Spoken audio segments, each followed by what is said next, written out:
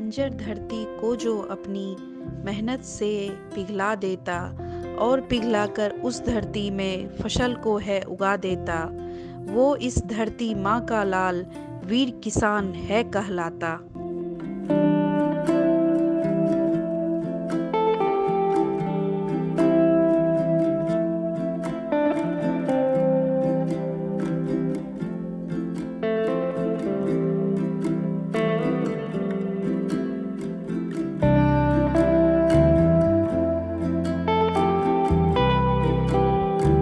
नमस्कार किसान भाइयों, आज के इस किसानों की पाठशाला एक परिचय यूट्यूब चैनल में आप सभी किसानों का हार्दिक अभिनंदन है, स्वागत है।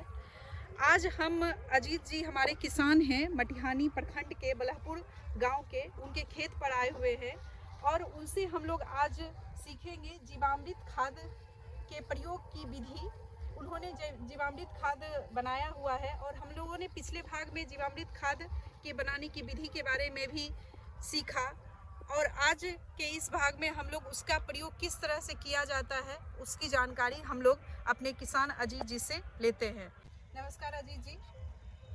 हमारे ये किसान अजीत जी हैं जो जैविक खेती के बहुत ही अनुभवी किसान हैं और पिछले लगभग 2 सालों से ये जैविक खेती कर रहे हैं और जैविक खेती में इनका मतलब यहाँ पे आप लोग खेत देखिएगा, जो भी ये फसल लगाए हुए हैं उनका सभी जैविक खाद के ही द्वारा तैयार फसल है और जैविक खेती के अंतर्गत ये जीवामृत खाद का प्रयोग करते हैं, जिसका कि हम लोग बनाने की विधि के बारे में जानकारी लिया हुआ है और आज ये अपना प्रयोग विधि के बारे में यहाँ पे अपने खेत पे बताएंगे। तो सबसे पहले हम अजीत जी से जानना चाहेंगे कि आप अपना परिचय दे दें और दूसरा जो आप जैविक खेती कर रहे हैं इसमें आपका क्या अनुभव है, आप अपने अनुभव के बारे में भी हमारे किसान भाइयों को बताइए। मैं अजीत कुमार सिंह, ग्राम बागडो बलहपुर पंचायत में हम जैविक खेती करते हैं। रसायन मुक्त खेती का शुरुआत हमने 2 साल पहले से शुरू किया था। इसमें मूल जीवामृत और घनजीवामृत के प्रयोग से हम खेती कर रहे हैं। फसल लगाने के पूर्व हम घनजीवामृत डालते हैं, उसके बाद जीवामृत का स्प्रे और छिटकन विधि से, चूँकि हम लोगों के पास वैसी व्यवस्था नहीं है तो छिटकन विधि से हम लोग पटवन के वक्त जीवामृत खेतों में डालते हैं। जीवामृत और यूरिया के विकल्प में गाजर घास का रस तैयार करके हम लोग रखे हुए हैं, जिसको आइए दिखाते हैं। आप बनाए हुए हैं ये? हाँ, बनाए हुए हैं। ये गाजर घास का को सड़ा करके हम लोग इसका, ये गाजर घास तो हम अजीत जी जानना चाहेंगे आपसे, गाजर घास तो ये खरपतवार है जो कि सड़क के किनारे या फिर खेत में बहुत देखने को मिलता है। हाँ, इसमें जैसा हमने पढ़ा 46% इसमें नाइट्रोजन पाया जाता है और इसको गलाने के बाद इसके रस से अगर फसल पर हम छिड़काव करते हैं तो यूरिया का पूर्ति कर देता है। अच्छा, ये यूरिया का पूर्ति करता है, तब तो ये हमारे लिए बहुत ही उपयोगी है गाजर घास। ये बहुत उपयोगी है।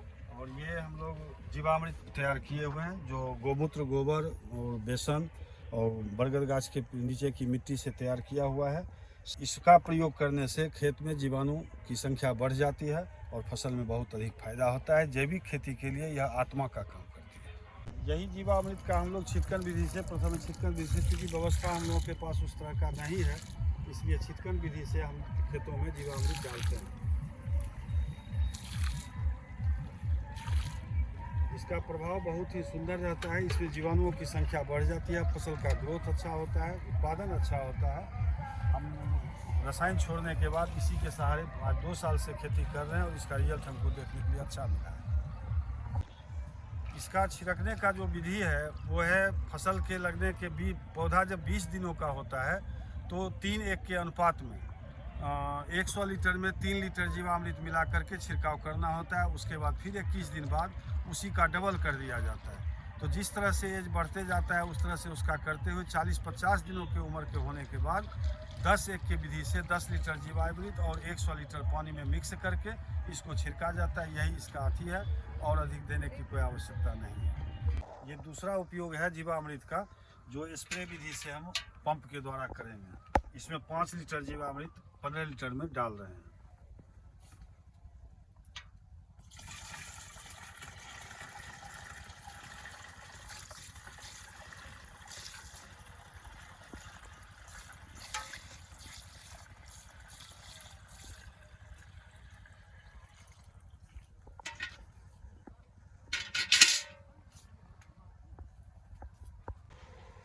दूसरे विधि स्प्रे के माध्यम से फसल के ऊपर दिया जाता है। इससे डायरेक्ट उसको न्यूट्रिएंट्स प्राप्त होता है और फसल को बहुत जल्दी ये फायदा पहुंचाता है।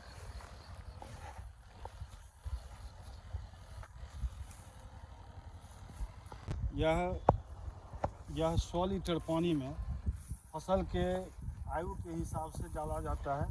जैसे अगर फसल 20 दिनों का है तो उसमें 100 लीटर में 3 लीटर पानी 3 लीटर जीवामृत मिला करके उसका स्प्रे किया जाता है। इससे पौधे पर उसका प्रभाव अधिक कड़ा प्रभाव नहीं पड़ता है।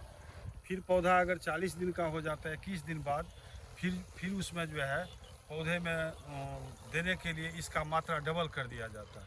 इस तरह से 21 दिनों के अंतराल में इसमें स्प्रे करना होता है। जब पौधा 50 या 60 दिनों का हो जाता है तब उसमें 20 लीटर 100 लीटर में 20 लीटर मिला करके इसका स्प्रे करने से पौधे को फ़ायदा होता है, हानि कुछ नहीं। थोड़ा बहुत अधिक अगर पड़ भी गया तो इसका साइड इफ़ेक्ट नहीं होता है। अब हम गाजर घास से यूरिया का विकल्प जो खाद तैयार करते हैं उसके बारे में बताने जा रहे हैं।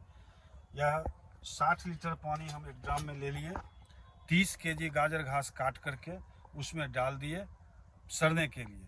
10 से 12 दिन में वो सड़ करके तैयार हो जाता है। इसको छाँक करके इसका 100 लीटर पानी में 3 लीटर 2 लीटर या 3 लीटर 2 या 3 के अनुपात में खेतों पर डालना होता है, जिससे आपका फसल बहुत ही हरा कचोर हो जाएगा।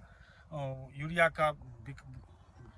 का जो भी पोजीशन होता है उसका मैंने ग्रोथ और विकास, हरापन, ये सब चीज़ इसके डालने के बाद आता है। हम इसका प्रयोग सब्जी वर्गीय फसल पर कर चुके हैं, अब इसका प्रयोग हम गेहूं पर करने जा रहे हैं।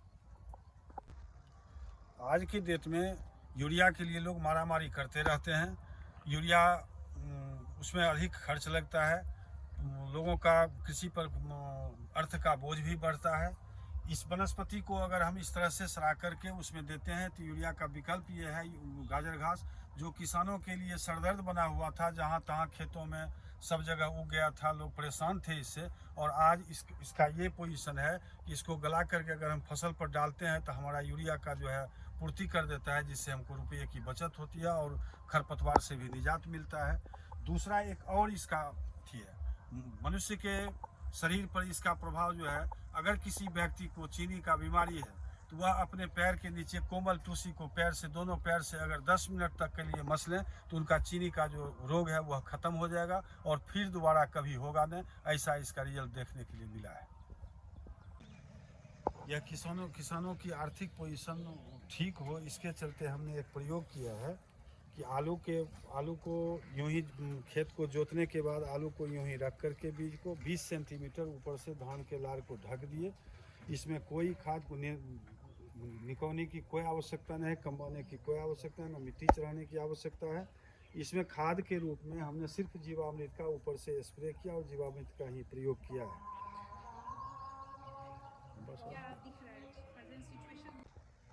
अभी देखने में इसका जो फसल है देखने में बहुत अच्छा लग रहा है। इस पर पाला का प्रकोप नहीं हुआ है या किसी भी कीड़ा या किसी अथी का प्रकोप नहीं हुआ है। पौधा देखने में स्वस्थ सुंदर लग रहा है। अगर सफल हो जाते हैं इसमें और अच्छे तरह से तो किसानों को यह बहुत आर्थिक लाभ के क्षेत्र में बहुत ज़्यादा सहयोग देने के लिए हमको मिलता है कि धान का लार लोग जला देते हैं खेतों में। ऐसा नहीं करना चाहिए। अगर इस तरह से धान के लार का उपयोग अगर किया जाए तो फसल आलू को हटाने के बाद या किसी भी फसल में धान के लार का मल्चिंग करने के बाद उसमें कार्बन यौगिक का प्रभाव जो है खेतों में बढ़ जाएगा, किसानों को दुगुना लाभ होगा। जलाने से खेत का पोजीशन भी खराब होता है क्योंकि वहाँ के जीवाणु जल करके मर जाते हैं और वायुमंडल भी उसमें कार्बन डाइऑक्साइड का प्रभाव अधिक हो जाता है, जिसके चलते लोगों को सांस लेने में प्रॉब्लम होती है। इस तरह का हानि होता है पर्यावरण में भी। और अगर हम धान के लार का उपयोग इस तरह से करें तो लोगों को बहुत ज़्यादा फायदा होगा।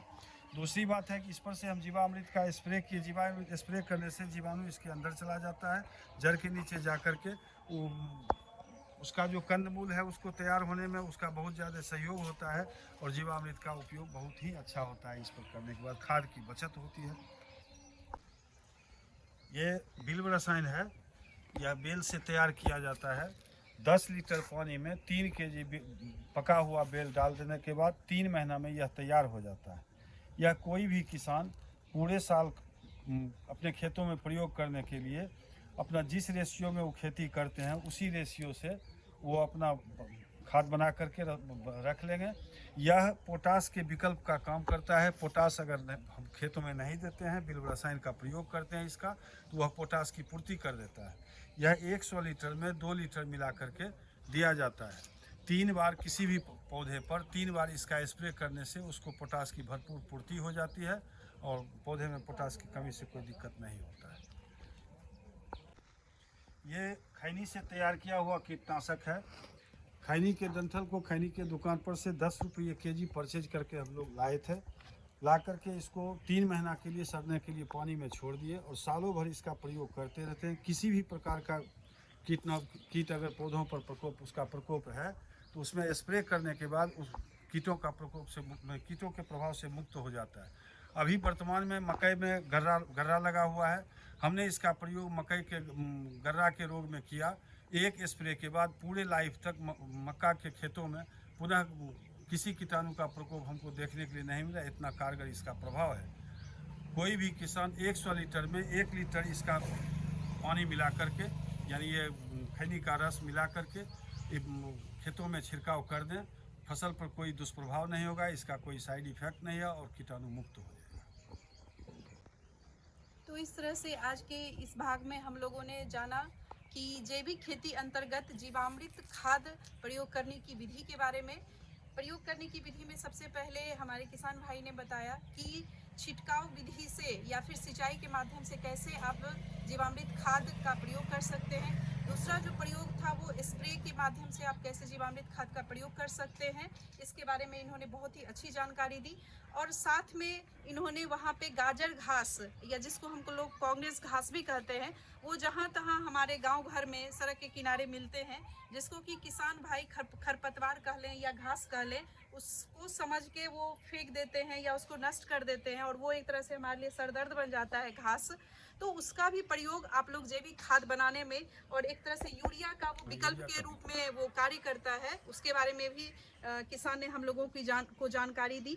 तीसरा जो यहाँ हम लोग देख रहे हैं दिव्य रसायन बनाने की विधि के बारे में भी इन्होंने बताया और उसका किस तरह से प्रयोग किया जाता है और उसका क्या फ़ायदा मिलता है खेती में।